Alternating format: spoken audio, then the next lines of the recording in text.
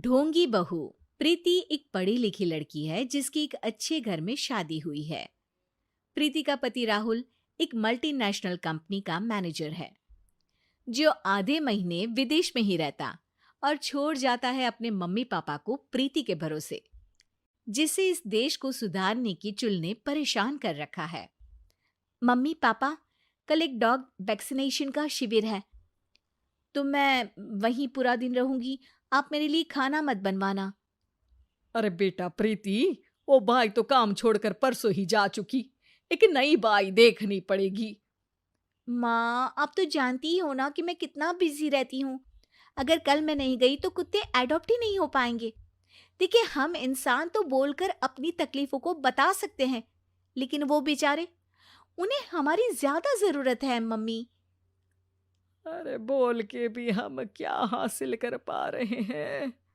अब ठीक है बेटा, तू जा, मैं खाना बना लूंगी। ऐसा पहली बार नहीं हो रहा था। देश भर में जितने एनजीओज हैं, चाहे वो स्टूडेंट्स के अधिकार के लिए हो या गरीबों में खाना बांटने का काम हो, प्रीति सबसे जुड़ी हुई थी। रोज कहीं बाहर ही रहती थी, एक शिविर में नहीं तो दूसरे में, और छोड़ जाती थी अपने सास ससुर को उनके खुद के भरोसे। और जब कोई उसे कहे, अरे प्रीति, कभी तेरी सास का हाथ भी बटा दिया कर, तो उसका एक ही जवाब रहता था, देखो, हम लोगों को तो सब कुछ घर बैठे मिल जाता है।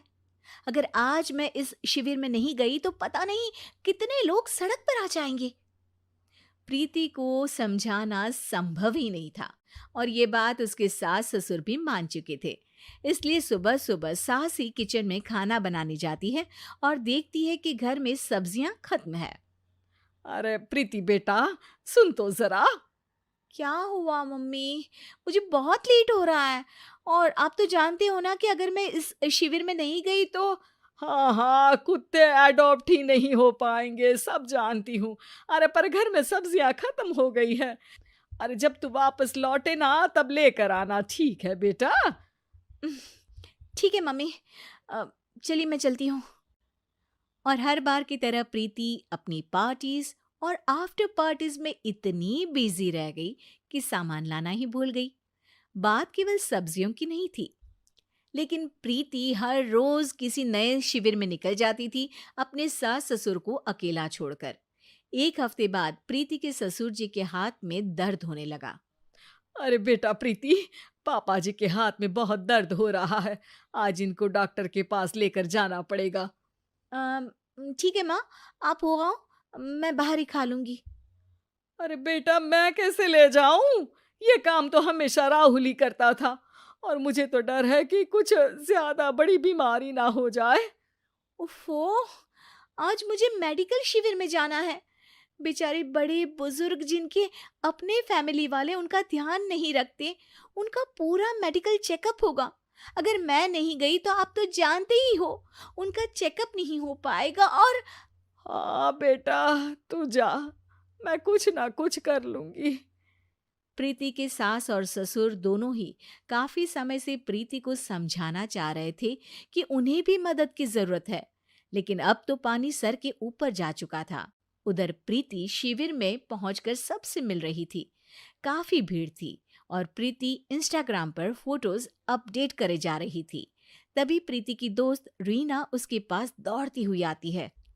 अरे प्रीति, जल्दी चल। अरे क्यों, क्या हुआ? अरे तू अभी सवाल मत पूछ और चल मेरे साथ।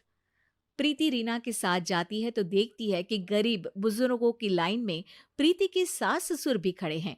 प्रीति को समझ में नहीं आता कि ये क्या चल रहा है। उसके ऑर्गेनाइजेशन में सबकी नजर उसके सास ससुर पर थी, और प्रीति को लगा कि बात उसकी इज्जत पर आ गई है।